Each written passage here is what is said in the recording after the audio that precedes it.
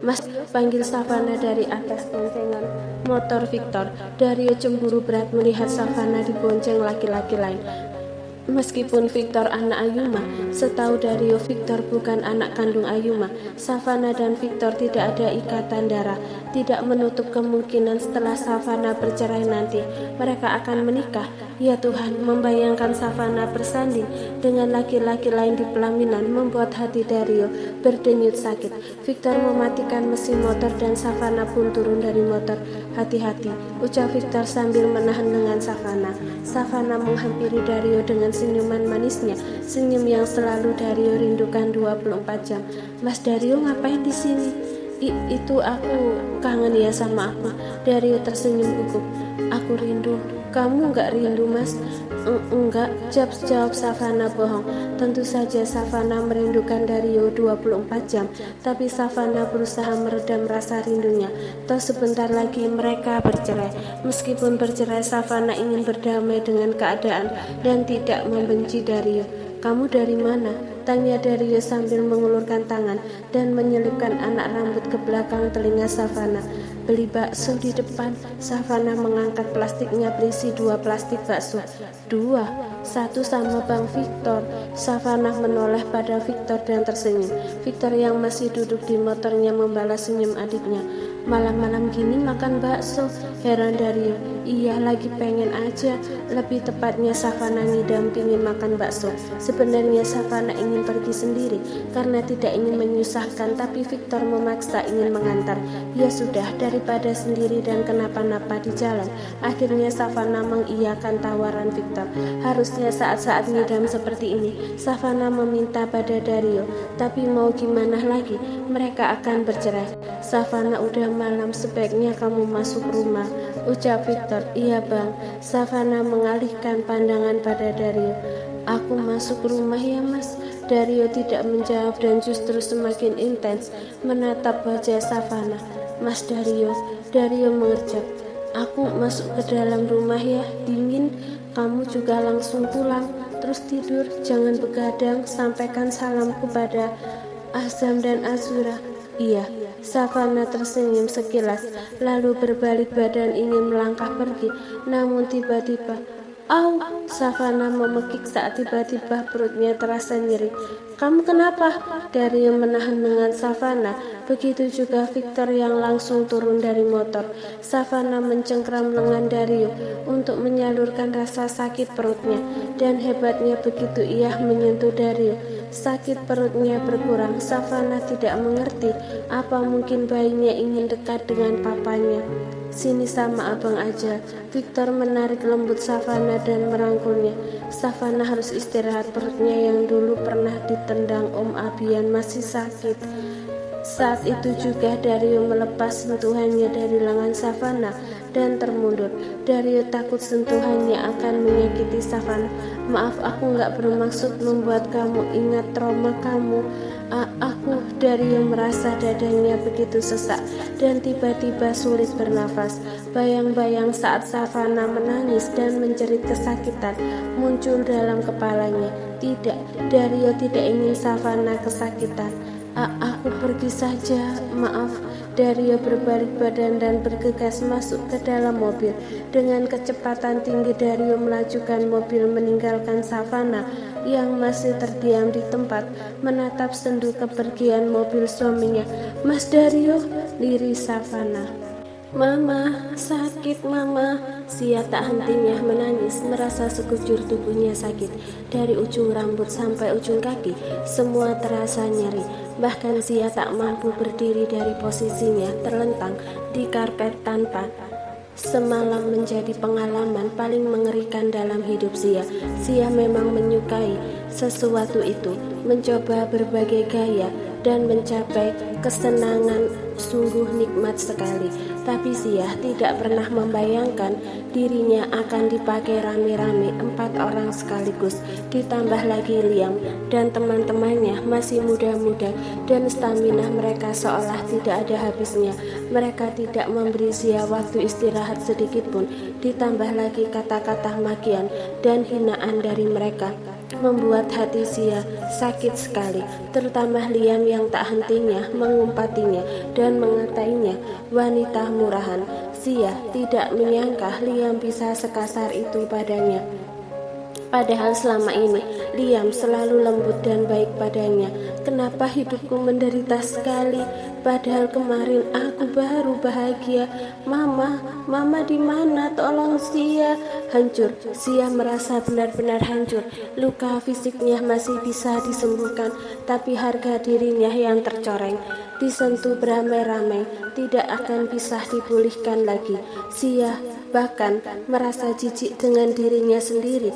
Ditambah lagi mereka tidak memakai pengaman. Ada 4 benih yang tersembur di dalam. Sia berharap benih itu tidak tumbuh. Sia tidak ingin hamil anak dengan salah satu pria biadab itu. Semua ini gara-gara Dario. Dia yang menjebak dan membuatku merasakan penderitaan ini dengan mata tertuju pada langit-langit hotel. Sia mengepalkan tangan kuat. Kemarin Sia menganggap semua yang keluar dari mulut Dario adalah kesungguhan. Dario bersungguh-sungguh ingin rujuk dan membangun pernikahan mereka kembali. Tapi ternyata semua itu hanya rencana Dario untuk menghancurkannya. Harusnya sejak awal Sia sudah curiga, tidak mungkin Dario mau kembali padanya setelah apa yang dia lakukan.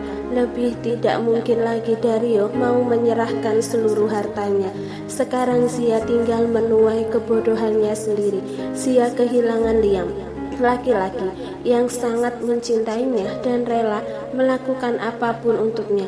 Kenapa aku gak percaya sama Liam? Kenapa aku harus percaya Dario? Sia menyesal karena lebih memilih iming-iming uang dari Dario daripada ketulusan Liam. Sia terlalu dibutakan oleh uang sampai dia mengorbankan ketulusan laki-laki yang mencintainya. Padahal Liam sudah baik dan mau menerima sifat-sifat buruk.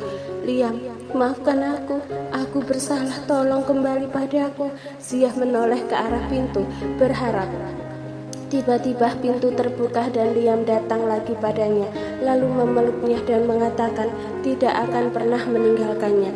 Tapi jelas tidak mungkin, Liam sudah terlanjur kecewa. Semalam adalah puncak kekecewaan Liam dengan memberikan Sia pada teman-temannya, padahal selama ini Liam selalu melindunginya. Dan sekali lagi, ini semua salah Dario. Dario penyebab kehancurannya. Dario yang membuat Liam membencinya. Dario juga yang membuat Liam menjauhinya. Aku membenci kamu, Dario. Aku membencimu. Kamu pikir aku akan mengalah begitu saja? Kamu pikir aku akan diam saja? Kamu perlakukanku seperti ini? Enggak.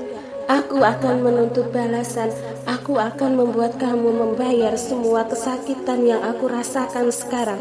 Aku akan membuat kamu menangis sampai rasanya ingin mati, Dario. Aku membencimu. Sia berteriak kencang dengan lelehan air mata yang tak hentinya mengalir dari sudut matanya. Aku benci hidupku. Aku benci diriku sendiri.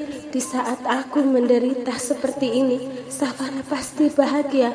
Savannah pasti sedang ketawa-ketawa di atas penderitaanku. Aku benci kamu, Savannah. Aku juga benci kamu, Mas Dario. Aku benci semua orang. Papa, Arsen, aku juga benci kalian. Di saat aku terpuruk seperti ini, kalian sama sekali tidak peduli padaku. Aku capek, aku gak kuat lagi menderita. Dulu saat bad mood atau ada masalah, Sia pasti mengganggu atau menyakiti Savannah untuk mengembalikan moodnya lagi, karena penderitaan Savannah adalah kebahagiaan untuknya.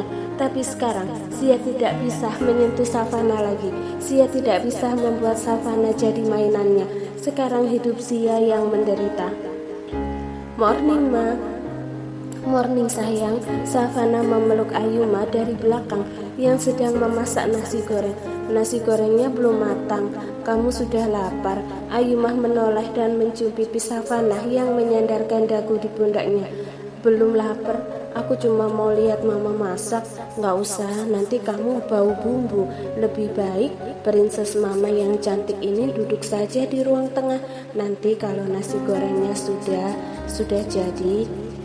Nanti kalau nasi gorengnya Sudah jadi mama panggil. Savana tersenyum.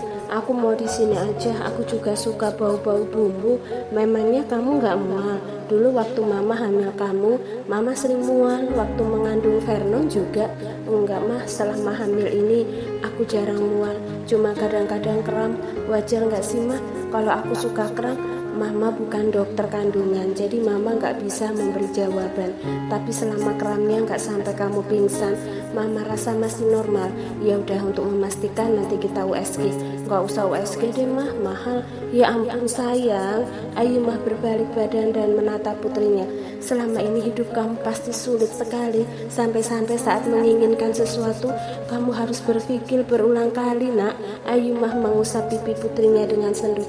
Enggak kok mah, hidupku enggak semenderita dan sesengsara yang mama pikirkan.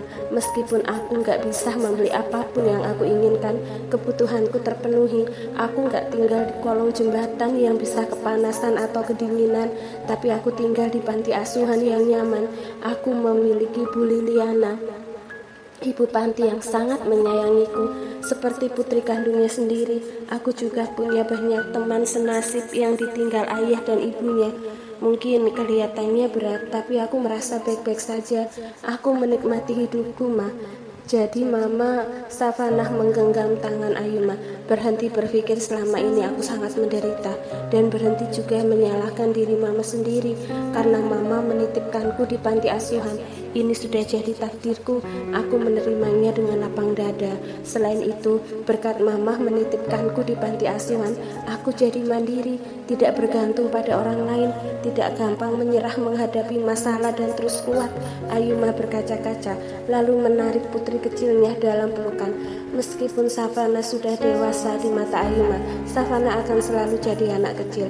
Iya, mama tahu putri mama hebat dan sangat kuat. Terima kasih sudah bertahan sayang. Sekarang usia Ayuma sudah tak lagi muda. Ayuma hanya ingin fokus membahagiakan Savana dan cucunya yang akan lahir.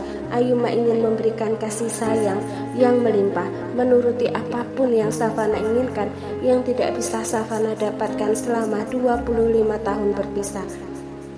Maaf Bu Ayumah, non Savana. Ayumah dan Savana melepas pelukan dan menatap ke arah pembantu. Ada apa Bi? Tanya Ayumah. Ada tamu nyonya. Tamu? Siapa? Tamu saya? Tanya Ayumah. Bukan, tapi tamu non Savana. Jangan bilang Dario, ketus Ayumah. Anak kecil nyonya, laki-laki. Tadi bilangnya namanya Azam. Azam Gamalan. Azam? Tanya Savana kebingungan. Tanpa menunggu lama, Savana pun berlari kecil menuju ke ruang tamu. Sayang, hati-hati, gak usah lari-lari, peringat Ayuma. Savana tidak mendengarkan peringatan Ayuma dan tetap berlari menuju ke ruang tamu. Savana sudah tidak sabar, ingin melihat apakah tamu yang datang benar-benar Azam. Dan begitu sampai di ruang tamu, hati Savana terenyuh melihat sosok kecil duduk di sofa, menunduk dan mengayun-ayunkan kaki. Azam? Azam menoleh dengan mata berbinar. Mami, kok Azam bisa kesini? Savana menghampiri Azam, begitu juga Azam yang langsung berdiri menenteng paper bag yang berukuran cukup besar. Ini Azam bawain kue buat Mami. Azam tersenyum dan mengulurkan paper bagnya. Ya ampun sayang, terima kasih. Savana duduk di sofa lalu menerima paper bag itu. Azam juga punya ini. Azam mengulurkan setangkai bunga mawar untuk Mami. Mami suka bunga kan? Iya, Mami suka. Terima kasih sayang. Savana mengambil setangkai bunga mawar itu dan menghirup aromanya. Harum sekali. Senyum Azam semakin mengembang melihat maminya bahagia mendapat hadiah darinya. Ayuma ikut mendekat ke ruang tamu dan menatap lekat bocah kecil yang masih memakai seragam sekolah itu. Ayo, Mami, buka kuenya. Azam beliin kue itu pakai uang tabungan Azam. Terus bunganya ini Azam petik dari taman sekolah buat Mami. Ya ampun sayang, jadi ngerepotin. Gak ngerepotin Mami, Azam senang kalau Mami senang. Savana menarik Azam dalam pelukan dan menciumi sisi kepala bocah tampan ini. Puas mencium Savana memeluk erat, sangat erat seolah tak ingin melepaskan. Rasanya Savana ingin menculik Azam dan membawanya tinggal di sini. Azam bolos sekolah ya? Tanya Savana setelah melepas pelukannya. Iya Mami, soalnya Azam kangen banget sama Mami. Di sekolah Azam kepikiran Mami terus. Ya udah, daripada dimarahin bu guru gara-gara Azam gak dengerin pelajaran bu guru karena mikirin Mami, Azam ke rumah Mami aja. Nanti sore sepulang sekolah atau malam kan bisa ke rumah Mami. Terus Azam gak perlu bolos sekolah. Azam maunya ketemu Mami sekarang. Terus nanti sore juga ketemu lagi, malamnya ketemu lagi. Azam terkikih membuat Savana tertawa gemas dan mencium pipi putranya. Azam kesini sama siapa? Sama Pak Jono. Kok Azam bisa tahu rumah Mami di sini? Dedi bilang kompleks rumah Mami namanya Kompleks Permai Indah. Azam minta Dedi anterin Azam ke rumah Mami, tapi Dedi nggak bolehin Azam ketemu Mami. Ya udah, Azam pergi sendiri aja sama Pak Jono. Pak Jono yang tahu jalan komplek ini. Azam tinggal duduk aja di mobil, tapi waktu udah masuk jalanan kompleks ini, Azam lupa rumah Mami dan salah masuk rumah. Terus di rumah itu ada anjingnya besar. Azam dikukuk-kukukin sama anjing. Savana tertawa gemas dengan cara bercerita Azam yang lucu. Digigit kuku enggak? Enggak, soalnya Azam langsung lari masuk ke mobil, terus cari rumah Mami lagi dan akhirnya ketemu rumah Mami. Akhirnya Azam bisa ketemu Mami. Azam senang banget ketemu Mami. Mami juga senang ketemu Azam. Azam berarti cuma sama Pak Jono. Azura masih di sekolah? Masih Mami. Azura pasti nggak mau ketemu Mami ya? Tanya Savana sendu. Azam sengaja nggak ngajak Azura, soalnya Azura bodoh, jadi harus terus belajar di sekolah. Kalau Azam kan pintar, jadi nggak perlu belajar di sekolah terus. Sebenarnya Azam mengajak Azura, tapi Azura menolak bertemu Mami Savana. Azura malah ingin bolos juga dan ikut-ikutan mengajak Pak Jono mencari Mama Zia. Tapi Azam lebih dulu mengajak Pak Jono ke rumah Mami Savana, jadi Azura cuma bisa kesal.